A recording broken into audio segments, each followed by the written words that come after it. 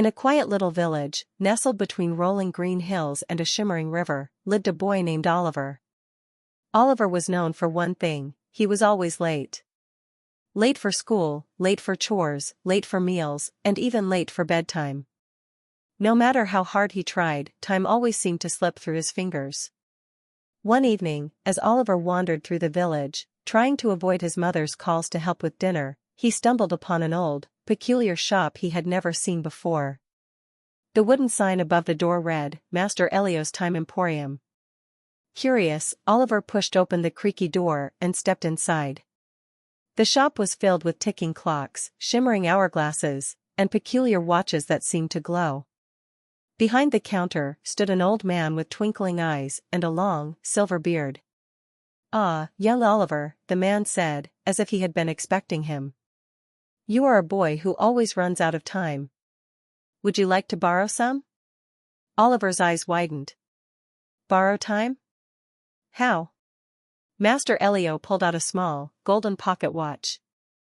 "This watch allows you to borrow hours from your future and use them now. But beware, every hour borrowed must be returned. Use it wisely." Excited, Oliver took the watch and ran home. The next morning, when he woke up late as usual, he remembered the watch. He turned the dial backward and, suddenly, he had an extra hour.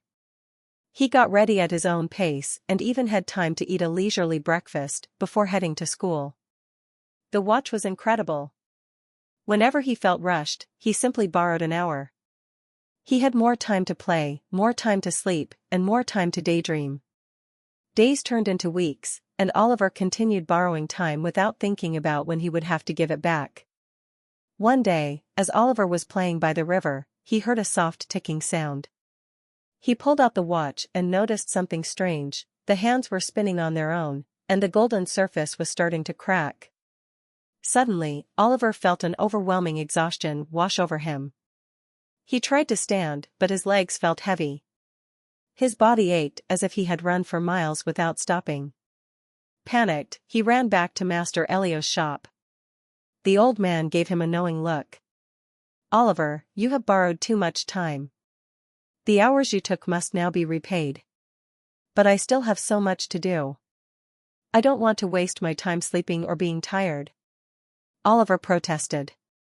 Master Elio sighed. "Time is not something to be stolen from the future.